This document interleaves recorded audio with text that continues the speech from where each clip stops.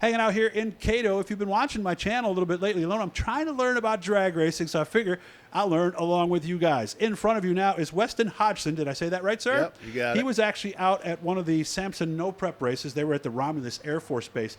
And go back to Rob Goodell. Do a search for him on there, and he's the guy who runs that. He'll tell you about it. So basically, I guess we'll start with some basic stuff. First of all, how are we doing today? Good, real good. New car for you. New car this year, yep. Same name, but a different car, and should be faster than the one you had before? It's 1,000 pounds lighter than the one I had before in a different chassis. So. Okay. How did it go yesterday? It went good. Car ran good, running on old tires and learning how to adjust the chassis. So I think you told me you spun them all the way down we the racetrack. spun the whole eighth huh? mile. Okay. So how do we fix that? I'm going to adjust the ladder bars in the back. I got new tires coming for it.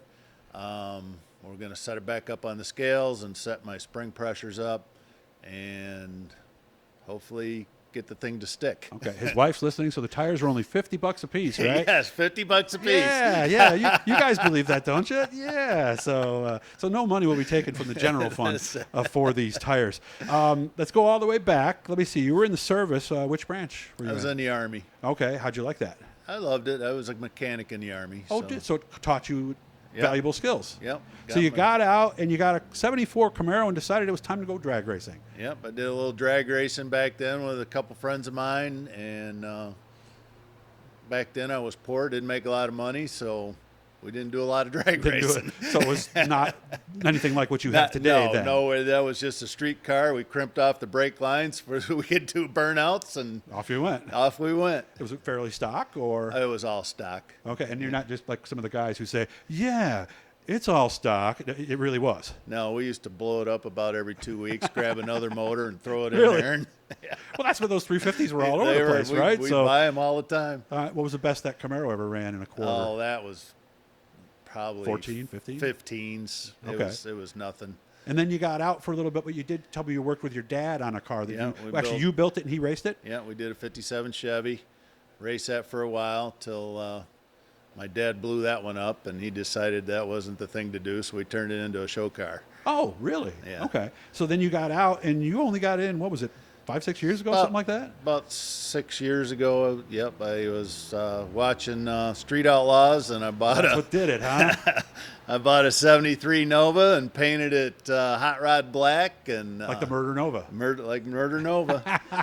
And it was an ice cream car. I was just going to go drive it to car shows, and then I went to South Butler to a race, and then it was all downhill and a lot of money from there. So you said, okay, and South Butler, by the way, is a 10th mile.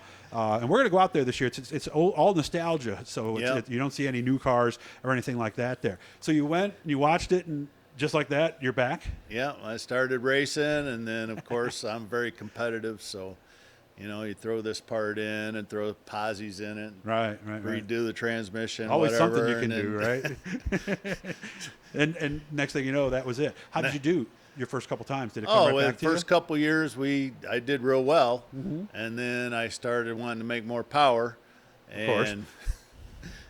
Big motor later, and then I was making too much power and couldn't get the car to glue down, and I went through the traps last year sideways at 92 miles an hour and said it's time for a big tire car. Yeah. So you almost, was this right at South Butler? Yeah, it was the last race at South Butler last year. So you're lucky you didn't lose that car, right? Oh, it was sketchy. It was scary. It was on small tires, and I'm putting out quite a bit of horsepower with a small block, and it was time to get something that would a little safer. Did it start spinning at the end or something, or did it just pull right on you? Or? It just started to come around sideways. It was just putting out. The car spun the whole track.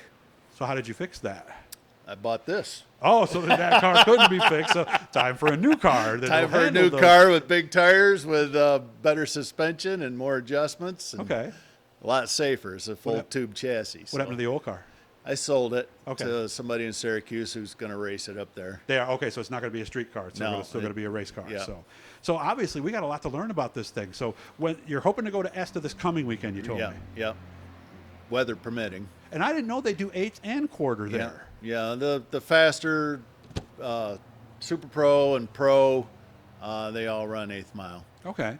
And we're going to come back. We're going to meet him at the track one of these days. He's going to show us how he shifts this thing, how he gets it going. Going to talk to me about the transmission brake. There's a lot more to it than what you think. You know, it's not like just grabbing your mom's old Vista Cruiser wagon. You remember those, right? Coming up to the line, hitting the brake, spinning your tires and going. The faster you go, there's a lot more to it.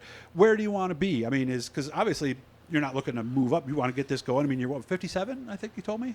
I'll be 57 this summer, yeah. Okay. So this is what we do for fun now, right? I like to scare myself, and that's what I want to do. Well, there is something about that thrill, right? There really is nothing like it, is it? When the car launches right and it pins me back in the seat and I can't reach the shifter, it's a thrill. Really? You're pushed back that much, so you got to move the seat maybe? Last year, my car, I got it launching the old car, and my neck was actually hurting at the end of the day because you're trying to pull ahead to move your neck to watch what's going on. So it's when the car hooks, it's a feeling you'll never get. Now, I'm 4 years older than Weston. I'll be 61 in about a month here. So really, when we were kids, drag racing and Indy were the two biggest things, and obviously you went towards the drag racing side. Were you one of those kids with the Revell model kits and all that stuff, I used right? to build all the models, yeah. I always had everything I had. I always tried to make it go faster. That really was the 60s and 70s, almost the glory days of not just NHRA, but IHRA was pretty strong then, a lot of local tracks. That really was the heyday for drag racing, or is today similar? I think today is more. You're getting all this no prep stuff. You're getting all the street outlaws who've got a lot of interest back into the racing. Now you've got all these new tuner cars, the older classic. Which young people are doing, so that's great, you know. Yeah, the older classic cars are kind of going away because this new technology's fast out of the box.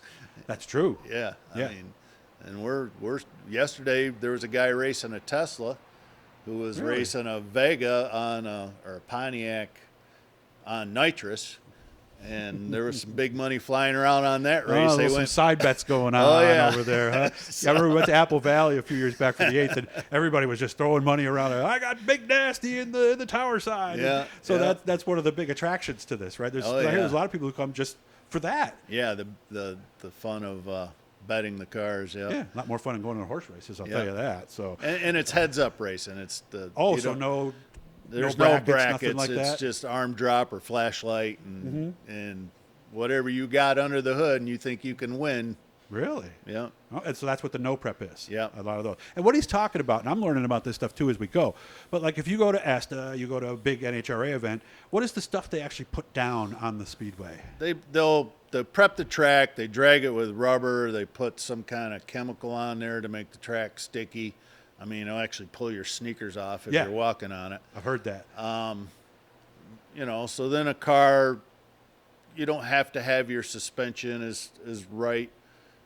So you might not have spun the tires on a prep track. Right. Gotcha. I mean, it sticks, it hooks, it goes. And then you go to a no prep track, you do your burnout, you put some sticky stuff down, and as the track builds up with more and more rubber, you get more traction. It's like flypaper almost. Yeah. At the end. So, okay. So that, and from what I've heard, and again, I'm learning with you guys here, no prep is really, there's a lot of more people going to that than right? Yeah, because it's all heads up. It's the only differences really they'll do is a big tire car versus a small tire car. Gotcha. So a 10.5 wide inch tire by 28 is a small tire car, and then anything over that's a big tire car. Like this has 14-inch wide tires on it. And I would think for the promoters and the people putting it on, it's more economical to not have to worry about that because they do have to maintain that over a course of a race day, don't they? Yeah.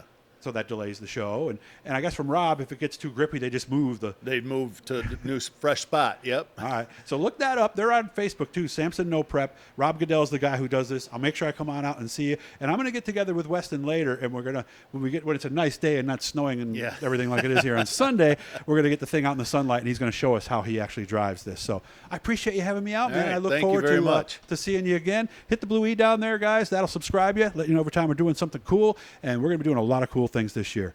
Thanks again for having me out, man. Good job. Thank you.